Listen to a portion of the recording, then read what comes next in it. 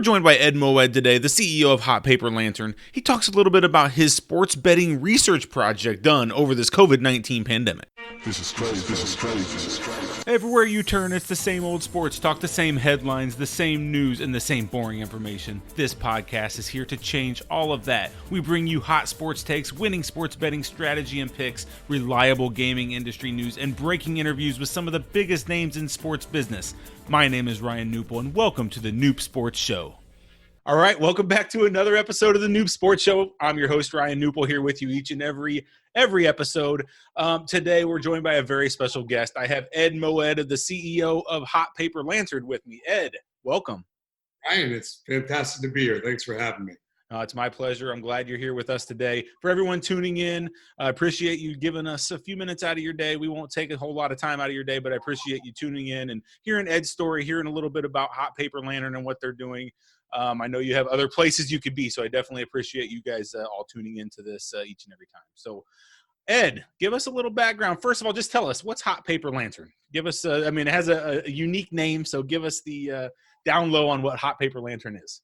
Happy to do so. Hot Paper Lantern is a firm that helps different types of companies, organizations make their brands more relevant. We use advertising, branding, communications, marketing, kind of integrate it all together.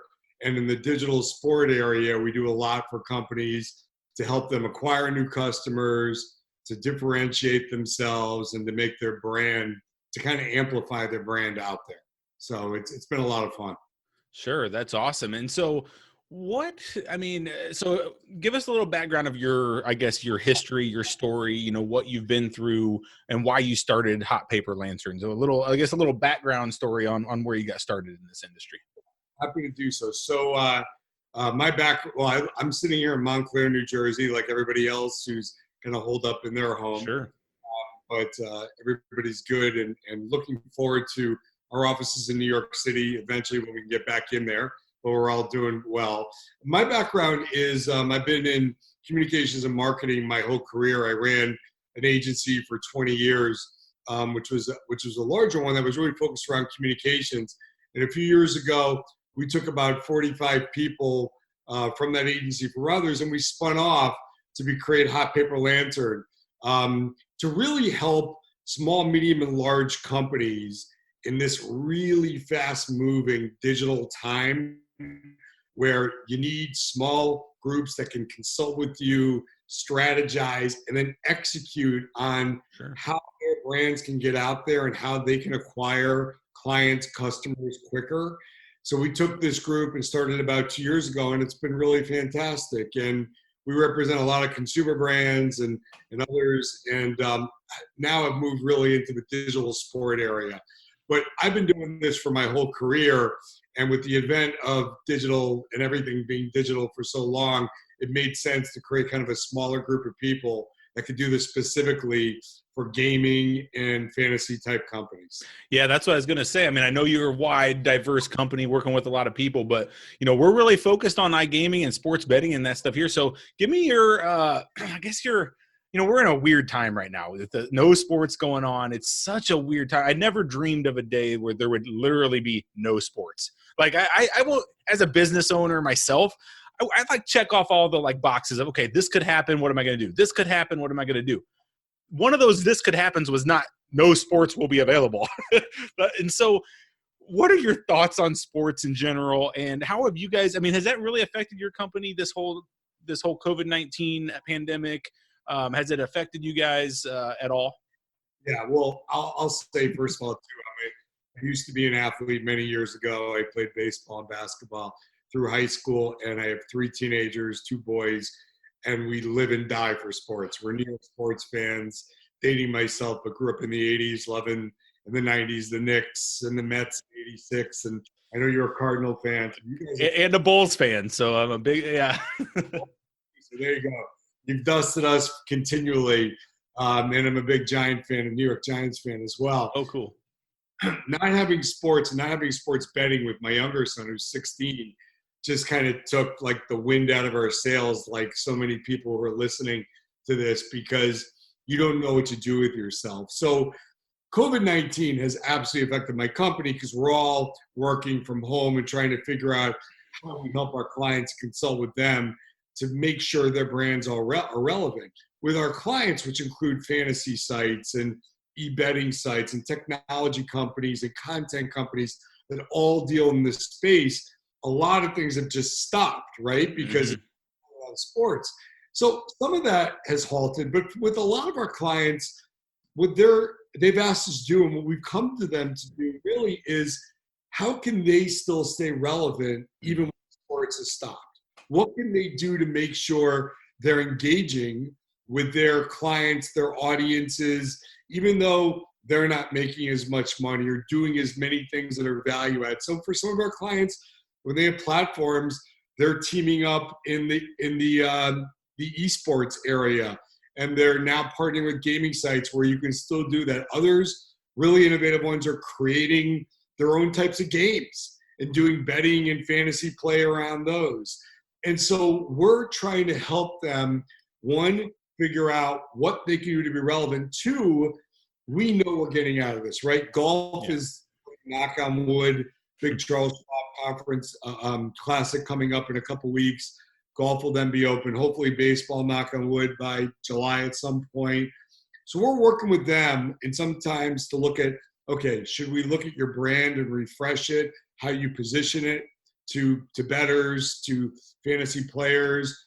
Should we do things with your website that makes more sense? Should we look at even how you leverage content, what you do with it, how you talk to your customer or your end user from social media? All those things we're helping them with, right up to the point where golf comes out and then it's, okay, we're building our brand. How do we go back to what we were doing before? And so there is a lot of action going on behind the scenes. A lot of the players who are most innovative, trying to make changes and to make themselves that much better. You just have to make sure you're doing what is necessary when things open up, basically.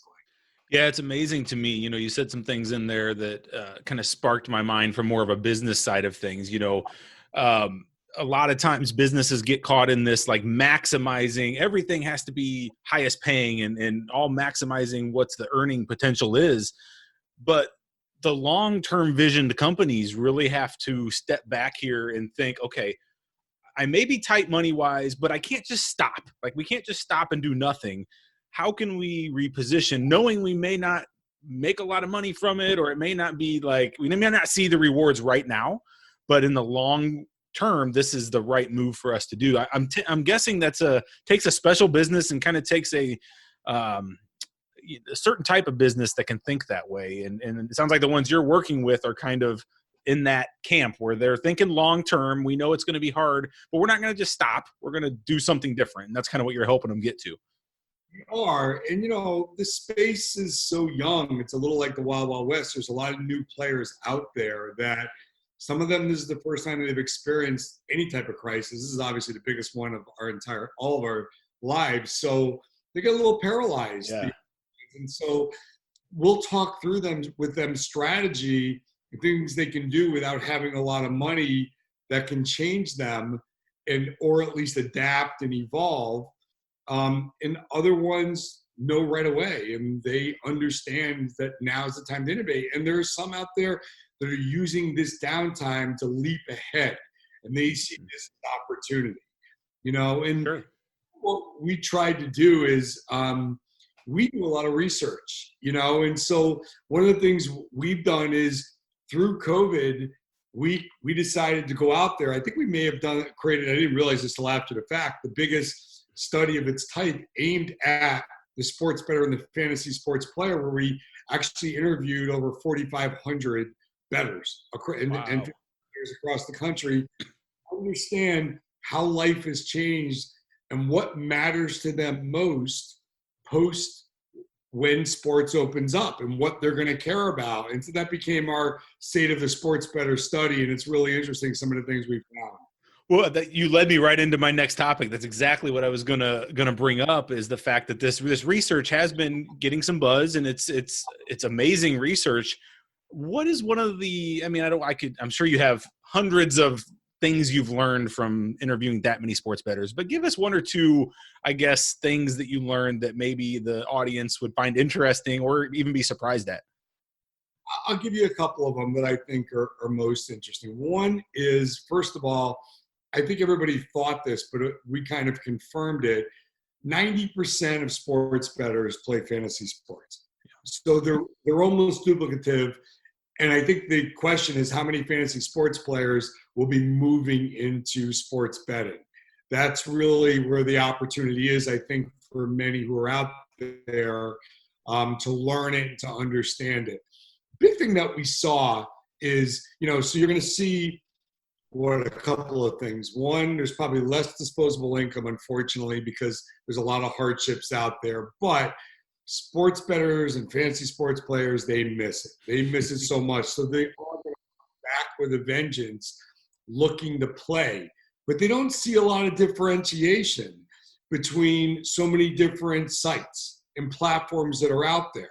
So to engage with them and build loyalty, these sites, these platforms are going to have to think totally different. It's not as easy as I'm going to do a campaign through Facebook to go build my awareness and they're just going to come. That just isn't going to, it's not Field of Dreams. Build it and they come. So there's a couple things they really told us that we honed in on. One is they want more in their experience. While they want to play fantasy sports or bet, they would love to have experiences where they're also able to get relevant content on that site, advice or counseling, community, where they can then talk over with other sports bettors or other fantasy players, and the ability not to have to go do tons of research in all these different areas to then have to go on the site and figure out what they want to do, basically. So this all-in-one approach, I think, is going to be really important to how platforms adapt as they move forward. A second thing that a lot of them want is, one is security is really important. But what's even more important, which we thought was interesting, pre-COVID, they were okay with going to some of the biggest platforms out there and doing whatever, even if they had issues sometimes pulling their money out. Believe it or not, it's not that they can't pull their money out. It's just platforms don't necessarily make it easy. Now it's the number one thing they care about. Wow. Not easy pulling my winnings out or my losses right afterwards. I'm not coming back. So it's really interesting. And the third thing is brand and what that brand means. And when these platforms are marketing to them or sending out information or targeting them, really explaining and understanding and getting with their logo or understanding what key differentiators, why they should go there and why they should use it. Because there is a little bit of a sea of sameness out there with so many of them. That's going to help them decide where they want to go to, basically. I can't imagine the amount of information you gathered out of that. I mean, that's just those 3 points right there, I think, are so telling of the research you guys did. Is that something you guys do a lot of, like that type of research, like deep research like that? We have a really nice size analytics, deep analytics group and research group within Hot Paper Lantern and within our digital sport area. A lot of times these clients ask us either to really learn more like we just did about who their potential audience is, or to do research that they can also use to push out their brand that really makes sense. And so we did a first study about a year ago, which was kind of interesting. It was more lighthearted. It was looking at the fantasy sport space, and we literally ranked 15 different platforms that are out there, asked fantasy sports players to rank them on what they like the best, which they're most loyal to, why they like them. And they gave us all different types of reality of who they like the best. So we are deeply rooted in this industry. We love it. We have a lot of people that specialize in it. And so to really understand it, what our clients, what the media care about, we do a lot of PR for our clients as well. They didn't really understand what's the profile of the sports bettor and the fantasy sports player. If you can get us real hardcore information about what they care about, that'll mean something to us. That's why we did this type of research. Amazing. So Let's shift gears real quick. I know you have a schedule. I don't want to keep you too long, but hey, I got a couple questions for you that are a little off topic here, a little more around the sports side of things. So, do you think when sports comes back, if there's not an audience in the crowd, so that's kind of the rumor, right? Baseball may come back, basketball may come back, may not have a crowd, may not have anything.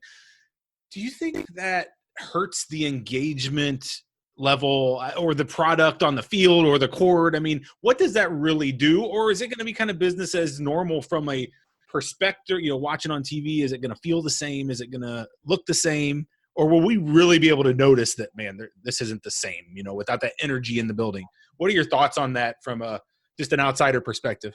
Happy to give that. I mean, I think broadcasters, the networks, ESPN, they're adapting to. And what they're really good at is making sure the way they show the game isn't going to be showing, the lack of sound or empty seats. Yep. The players are going to feel it, and they're going to get used to it.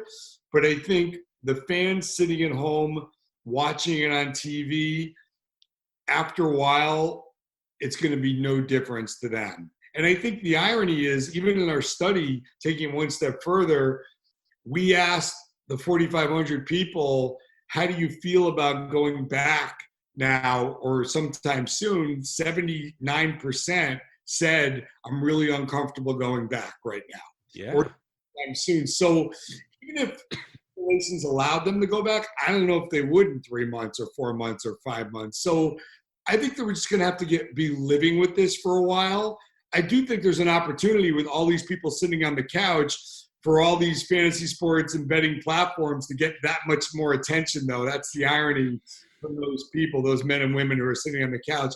But I think the experience for sports fans will still be really good as they watch it at home. Agreed. Great answer. I 100% agree with you on that. All right. Well, what else? Is there any last words you have for the audience or anything? I mean, I know you guys – I guess one question before we go is kind of what's the future of Hot Paper Lantern? Is there anything you guys have that you're really looking to do or to grow or anything like that? And then I guess just end with any kind of last words you'd have for the listeners here. Really appreciate it. Yeah, for us, we were absolutely looking to grow. I think especially in this area, as sports are coming back, we're helping so many companies and brands as well who are outside the industry, who are tapping sports, to really make them more relevant. It's a big part of who we are, and we have people really devoted to it and understanding their consumers, so it's a big part. We're actually holding a webinar based on our study. I figured I'd say. Oh, good. June 4th at 2 o'clock, if you go to Hot Paper Lantern digitalsport.com or HPLdigitalsport.com, you can see it, you can sign up. So it's a big part of us. I would say to fans that are out there, I think that on the one hand, it's a great time when it comes back. You're going to get excited about all that you can watch, and you can still participate in so many ways digitally, organically, through your sports team, because they're going to provide you new ways to participate in what they're doing. And if you're a fantasy sport player or a bettor, you're going to see that it's going to be that much more catered to what you want, because these organizations are really smart. So I would say hang in there. It's coming back. Stay tuned and have fun as golf is coming back and other things are coming back for all of us. I know I'm missing it, and I can't wait, basically. 100%. And all those links that you mentioned, we'll put in the show notes, so everybody don't scramble and write them down. We'll get them in the show notes and make sure we link up to that webinar. We'll make sure everybody participates in that. That should be very interesting. I'm looking forward to that. And then, all your links and connections and then all of that we'll put out there in the show notes. So, man, Ed, it was really a pleasure to talk to you. I really thank you for coming on. Hey, before we go, is baseball coming back before the end of July or no? Yes or no? Absolutely. Yes, let's go. That's what I wanted to hear. It's been great talking with you. Love your show. My pleasure. Anytime if you need anything, just holler. All right. Take care. That was Ed Moed, CEO of Hot Paper Lantern. Thanks again, Ed. Thanks for listening to this episode of the Noob Sports Show. If you enjoyed this podcast, please consider subscribing to our iTunes channel today. Plus, visit us at noobsports.com for more picks, previews, strategy, and news. That's knupsports.com.